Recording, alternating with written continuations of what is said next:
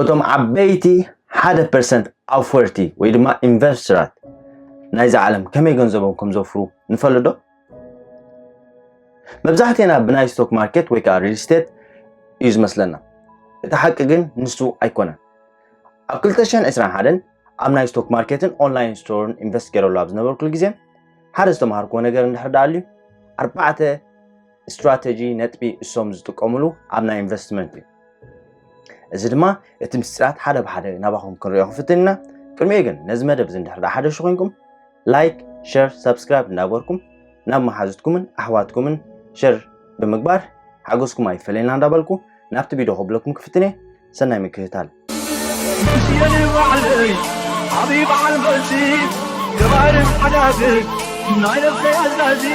እትከም ቀዳማይ ክንሪኦ ንዝኽእል ጥዕናና እዩ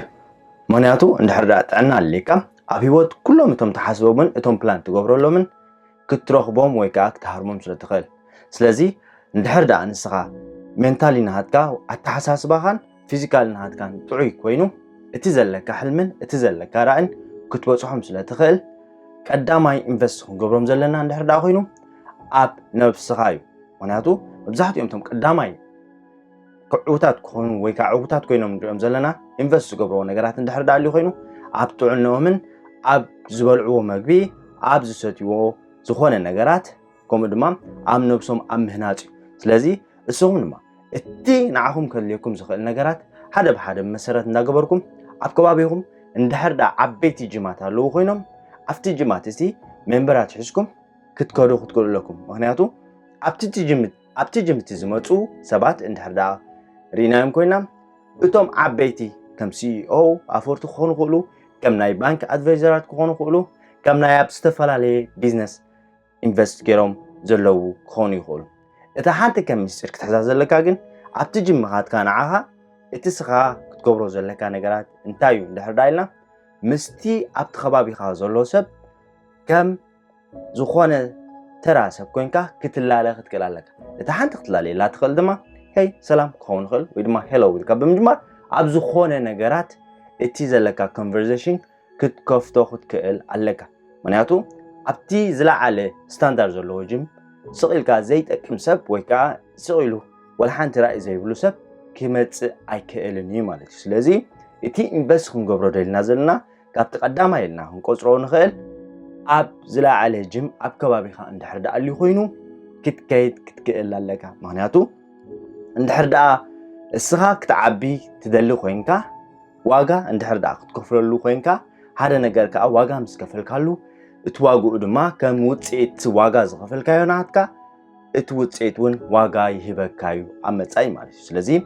ኣብቲ ከባቢኹም ዘሎ ሃይ ስታንዳርድ ዘለዎ ናይ ጂም ከይድኩም ተመዝጊብኩም ምስቶም ኣብቲ ከባቢኹም ዘለዉ ሰባት ኮንቨርሴሽን ወይ ከዓ ዝኾነ ነገራት ክትከፍቱ ክትክእሉ ኣለኩም ካብኡ ድማ ናብቲ ዝቕፅል ነገራት እንድሕር ዳ ክንርኢ ኮይና on the same time invest on yourself ከም ካልኣይ ነገራት ክንሪኦ እንድሕር ኮይና እዚ ክብል ከለኹ ድማ ኣብ ዝኾነ ነገራት እትገብርዎ ኣብ ኮርሳት ክትወስዱ ዲኹም ወይ ከዓ መፅሓፍቲ ኣብ ነብስኹም እንዳገዛእኹም ሪሰርች ናትኩም እንዳገበርኩም እንድሕር ዳ ዝኾነ ነገር ሃየር ክትገብሩ ትኽእሉ ኮይንኩምን ሃየር ብምግባር ንሂወትኩም ሓደ ብሓደ ስቴፕ ክትገብሩላ ትኽእሉ ኢኹም ኢንቨስት ኢን ዮርሰልፍኩም ከልና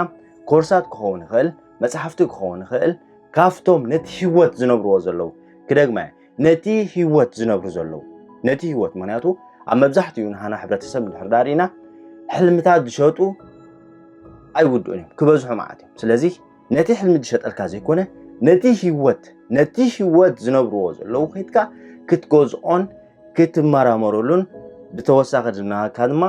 መፅሓፍ እንዳገዛእኻ ነቲ ዘለካ ወይ ከዓ ነቲ ዝሃቡኻ ነገራት ናብ ዝዓበየ ነገራት ክትወስዶ ክትክእል ኣለካ ማለት እዩ እዚ ከረኒ ካብ 2021 ክሳብ ዝሕጂ ዘለኽዎ ነገራት ዝወሰድክዎ ነገራት እንድሕር ዳ ኣልዩ ኮይኑ እቲ ንዓኻ ክመስል ሰብ እንዳደለኻ ምስ ንዓኻ ክመስል ሰብ ምቕራብን ዝምድና ምፍጣርን ማለት እዩ ንፉዓት መንእሰያት ኣብ 2023-2024 ዘላልኩሎም ኣብ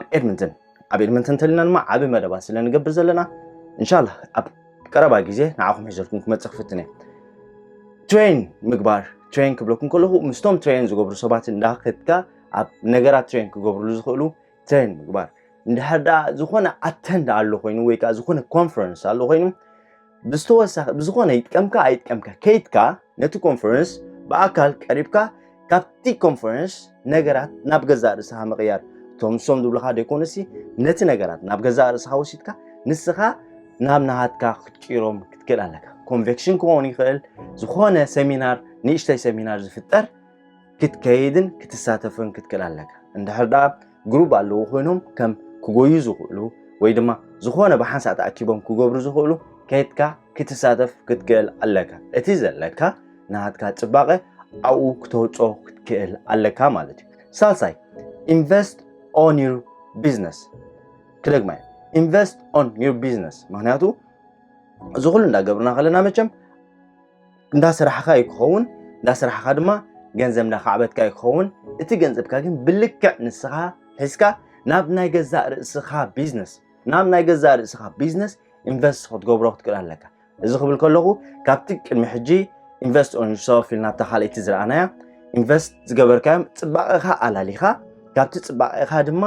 እቲ ናሃትካ ዘለካ ውሽጣዊ ተህቦ ናብ ናሃትካ ኣምፂኻ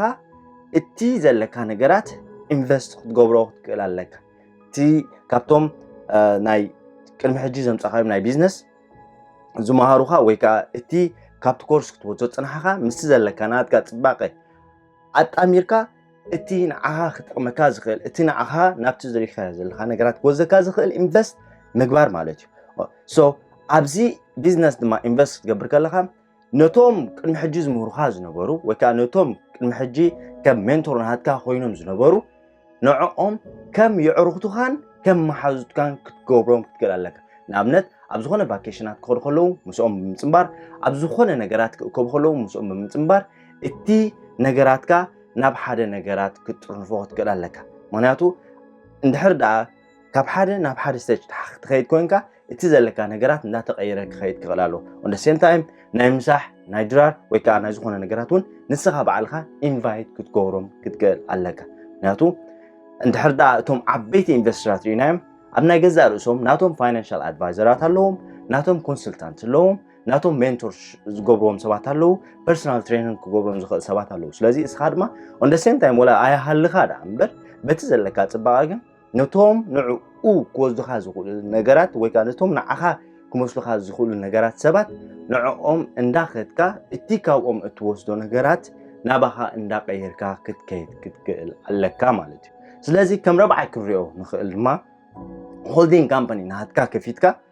እቲ ዝነበረካ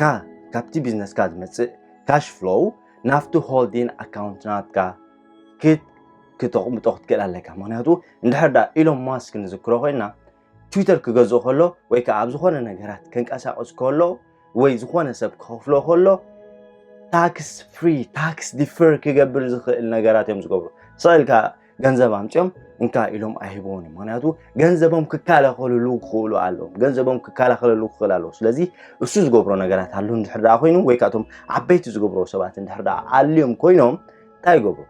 ኳላተራል ሎን እዮም ዝገብሩ ኳላተራል ሎን ከዓ ይወስዱ ንኣብነት እንድሕር ዳ ንስኻ ገለ ናይ ስቶክ ማርኬት ወይ ከዓ ገለ ናይ ሪል ስቴት ነገራት ኣሊካ ኮይኑ ካብኡ ኳላተራል ሎን ተጠቂምካ ነቲ ካልኣይ ደሊኻዮ ዘለካ ደረጃታት ክትበፅሖ ክትኽእል ኢኻ ማለት እዩ ስለዚ እዚ ክብል ከለኹ ግን ንኣብነት ከምታ ቀድም ኣቢለ ሪል ስቴት ወይ ከዓ ስቶክ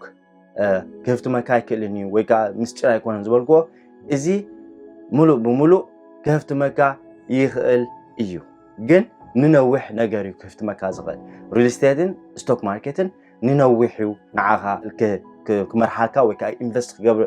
ምስ ገበርካዮ ሲ ራእይ ወይ ከዓ እቲ ናትካ ሾቶታት ክትወቅዓሉ ትኽእል ንሕና ግን ነዘን ኣርባዕተ ነገራት እዚአን እንድሕር ዳ ተኸታቲልናየን ንሕና ኣብ ሂወትና ለውጢ ክንርኢና ቀዳማይ ከምቲ ዝበልናዮ ነገራት እንድሕር ዳ ኮይኑ ጥዕናኻ ስለ ዝኾነ ቀዳማይ ክትገብሮ ዘለካ ንጥዕናኻ ትበልዖ መግቢ ኣካላዊ ምንቅስቃስ ከምኡውን ዝኾነ ነገራት ንሓንጎልካ ከበራብሩ ዝኽእሉ ነገራት እንዳንበብካ ማለት ከም ካልኣይ ዝበልናዮ ድማ ኢንቨስት ኢን ዮርሰልፍ ክንብል ዘለና ድማ መፅሓፍቲ ንዓኻ ክጠቕሙኻ ብዝኽእሉን ሓፀርቲ ኮርሳት እንዳውሰድካ ነቲ ዘለካ ፅባቐ ምስቲ ናሃትካ ሓዊስካ ነቲ ስኻ ደሊኻ ዘለካ ዕላማ ንኽትረኽቦ ማለት እዩ ከም ሳልሳይ ዝበልናዮ ድማ ናሃትካ ቢዝነስ ብምኽፋት ካብቲ ዝወሰድካዮ ኮርስ ምስ ናሃትካ ሓዊስካ እስኻ ካሽ ፍሎው ተምፅአሉ ትኽእል ነገራት ዝኾነ ነገራት ክኸውን ይኽእል እዩ ኣብኡ ኢንቨስት ክትገብር ትክእል ኣለካ ከም ራብዓይ ዝገበርናዮ ድማ እስኻ ናይ ካልኣይ ቢዝነስ ወይ ከዓ ሆልዲንግ ኣካውንት ከፊትካ ንታክስ ዲፈር ክገብር ዝኽእል ምክንያቱ ካናዳ እንድሕር ዳርዲና ብናይ ታክስ ንኸፍለሉ ነገራት ኣዝዩ ዓብ ስለ ዝኾነ ስለዚ ነዚ እንድሕር ዳ ተኸቲልካ ንስኻ ካብቶም 1% ናይዛ ዓለምና ዓበይቲ ኣፈርቲ ወይ ድማ ኢንቨስተር ክትከውን ትኽእል ኢኻ ሎማዓንቲ እዚኣ መፅእ ነበርኩ ቪድዮ እዚኣ ነይራ ፕሊዝ ላይክ ሼር ሰብስክራይብ እንዳገበርኩም ሓገዝኩም ኣይፈለና እንዳበልኩ ሰላም ወሰናይ ሰላም حبيب على المسير جبار الحنابل نايل الخيال